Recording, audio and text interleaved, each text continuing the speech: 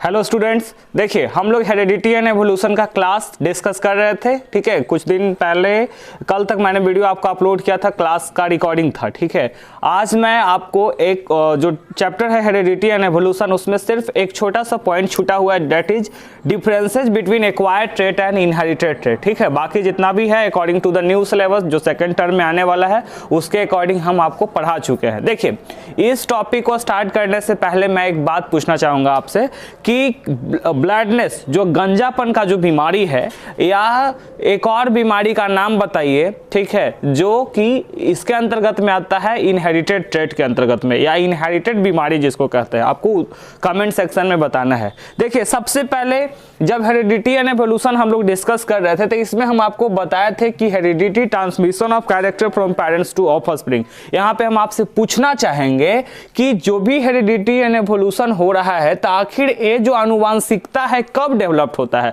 तो baby production के बाद, यानी रिप्रोडक्शन हो जाने के बाद। तो जो रिप्रोडक्शन का जो प्रोसेस हो जाता है उसके बाद क्या होता है, जाकर के आनुवांशिकता का पता चलता है। तो उसमें हम बताए थे कि जब भी कोई रिप्रोडक्शन का दोनों मोड, यानी सेक्सुअल और एसेक्सुअल, दोनों के केस में क्या हो रहा था, एक कॉमन इवेंट होता है, दैट इज कॉल्ड डीएनए का कॉपी होना। और जब डीएनए का जो कॉपी हो रहा था, इसका मतलब क्या होता है, डीएनए समझिए। चलते हैं आगे बढ़ते हैं। डीएनए क्या होता है, तो इसका पूरा नाम है डीऑक्सीराइबोन्यूक्लिक एसिड। ठीक है, ये क्या होता है, केमिकल सबस्टांस है जो प्रेजेंट होता है, ठीक है, क्रोमोसोम में। और ये क्या करता है, आपको पता है, हेरिडिटी इंफॉर्मेशन को कैरी करता है, हेरिडिटी कैरेक्टर को कैरी करता है पेरेंट्स टू ऑफस्प्रिंग, या वन जनरेशन टू अनदर। देखिए, अब होता क्या है, तो इस प्रकार से आपको पता चला कि ड्यूरिंग रिप्रोडक्शन प्रोसेस के केस में जो कॉमन इवेंट है, that is कॉपिंग of DNA. DNA का पूरा नाम डीऑक्सीराइबोन्यूक्लिक एसिड। ठीक है, ये क्या करता है, तो आपको बताया था, जो इंफॉर्मेशन कोडेड रहता है उसको पेरेंट से ऑफस्प्रिंग में पहुंचाने का काम करता है। अब हम डिस्कस करेंगे दो तरह के ट्रेट्स के बारे में, एक है एक्वायर्ड ट्रेट्स, दूसरा है इनहेरिटेड ट्रेट। तो देखिए, सबसे पहले क्या होता है, इनहेरिटेड के बारे में हम लोग जानते हैं। तो दोज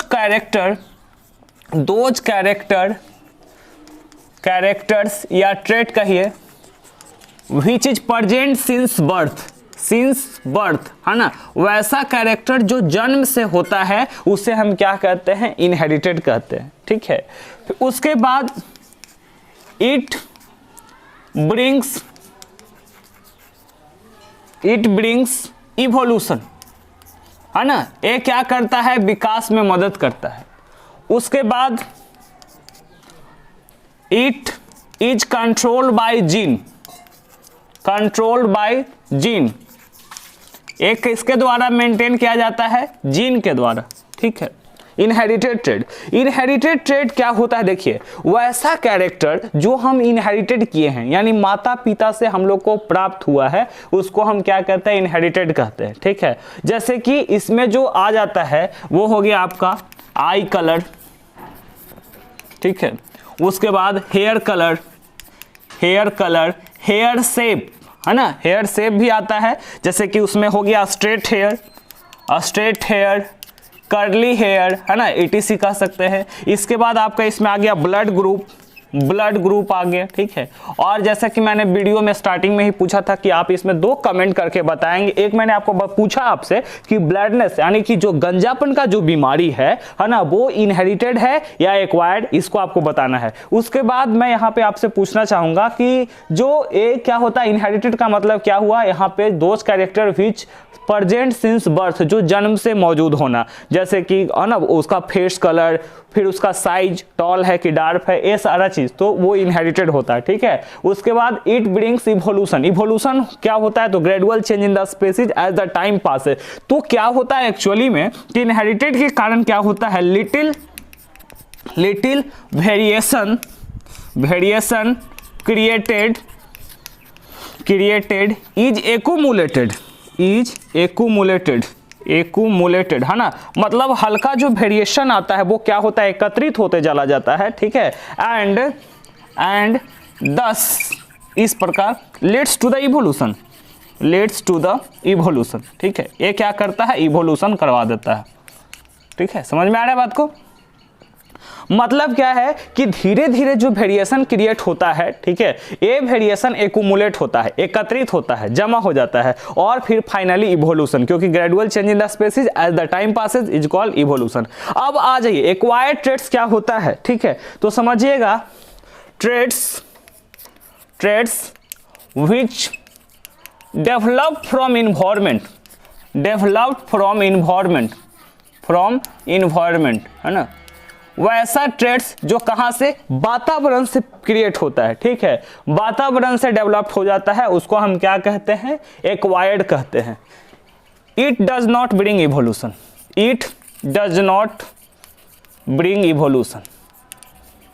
ठीक है, ये इवोल्यूशन में उतना पार्ट नहीं लेगा।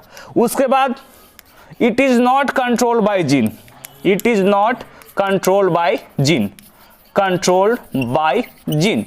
है ना, ये जीन से कंट्रोल नहीं होता है।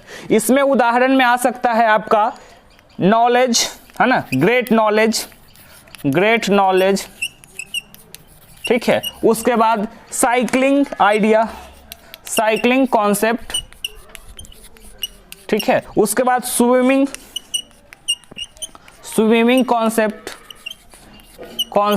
ये सारा चीज क्या है, ये इंडिविजुअल पे डिपेंड करता है ना, ये खुद की मेहनत पे डिपेंड करता है। जैसे सपोज दैट अगर हम साइंस टीचर हैं, हम साइंस पढ़ा रहे हैं, तो ये जरूरी नहीं कि हमारा आगे वाला जो जनरेशन है वो साइंस ही पढ़ा है ना, वो क्या होता है, वो इनहेरिटेड गुण में नहीं आएगा, ठीक है, ये खुद का मेहनत से डेवलप्ड होता है। तो देखिए वैसा कैरेक्टर जो वातावरण से डेवलप्ड होता है उसको हम क्या कहते हैं, एक्वायर्ड कहते हैं। It does not bring evolution, इसका इवोल्यूशन में कोई लेना देना नहीं रहता है। फिर it is not controlled by gene, इससे जीन से भी कोई कंट्रोल नहीं है। जैसे उदाहरण के लिए आप क्या करो, एक जार ले लो, राइट, एक जार ले लीजिए, ये बोजाम है और ये बोजाम में क्या कीजिए, आप 3 गो चूहा और 3 गो चूहिया पकड़ के डाल दीजिए, है ना, 3 चूहा 3 चूहिया। लेकिन क्या करना है आपको, वो जो चूहा चूहिया पकड़ेंगे उसका पूंछ काटना है आपको। देखिए ये चूहा बनाते हैं को, समझिए, बट देखिए चूहा है, ठीक है ना, इसका जो पूंछ है ना पीछे वाला, ये पूंछ को कट कर देना है, ठीक है। और ये जो माइस है, माइस एंड रैट का कलेक्शन लेना है आपको और ले करके क्या करना है, एक बोजाम में डाल देना है पूंछ काट करके। और पूंछ काट करके और फिर क्या देखना है कि जब ये ब्रीड करता है यानी प्रोडक्शन करता है, तो प्रोडक्शन के बाद देखेंगे कि पूंछ काटने के बाद भी हम लोग देख रहे हैं कि इसका जो बेबी फॉर्म होगा उसमें पूंछ रहेगा। तो ये आखिर टेल यहाँ पे डेवलप कैसे हुआ, तो कहने का मतलब क्या है कि कोई भी जो फिजिकली आप काट करके डिस्ट्रैक्ट किए उससे इसका कोई मतलब फर्क नहीं पड़ा। मतलब ये क्या हुआ कि अगर यहाँ पे फिजिकली जो एक्वायर्ड नहीं है, अब ऐसा एक्वायर्ड मतलब क्या होता है ना कि आपको वातावरण से मिल रहा है, तो वातावरण में क्या किया गया कि इसको पूंछ काट दिया गया, तो पूंछ हम काट दिए, लेकिन यहाँ पे हो क्या रहा है, इसमें पूंछ जनरेट हो गया। इसका मतलब क्या है कि वो जो क्रोमोजोम है इसका, है ना, वो ऑलरेडी कॉपीड था और ये जो पूंछ है वो इनहेरिटेड गुण है इसका, समझ गए। तो इनहेरिटेड जब भी कंट्रोल होता है तो वो जीन के द्वारा, जबकि एक्वायर्ड जो होता है वो कैसे कंट्रोल होता है, तो वो अपना सोसाइटी, अपना मेहनत पे डिपेंड करता है ना, किस प्रकार के इन्वायरमेंट में आप रह रहे हैं उस पे निर्भर करता है, ठीक है। तो acquired trait and inherited trait में, इनहेरिटेड का मतलब समझ रहे हैं, वैसा कैरेक्टर जो सिंस बर्थ है ये जीन से कंट्रोल होगा, इवोल्यूशन में भाग लेगा, राइट। इसके बाद इसमें जो जो आ जाता है वो कौन कौन सा हो गया, आई कलर हो गया, हेयर का शेप हो गया, स्ट्रेट है कि कर्ली है, उसके बाद ब्लड ग्रुप उसका कौन कौन सा होता है उसके अंतर्गत में। इसके बाद फिर क्या बताया कैसे ये इनहेरिटेड मतलब कि वेरिएशन में हेल्पफुल है या इवोल्यूशन करवाता है। तो इवोल्यूशन के लिए बताया था gradual change in the species as the time passes, तो जैसे जैसे धीरे धीरे ये वेरिएशन एक्यूमुलेट हो जाता है और फिर फाइनली क्या करता है, ग्रेट इवोल्यूशन, है ना, मतलब जाकर के विकास उत्पन्न करता है।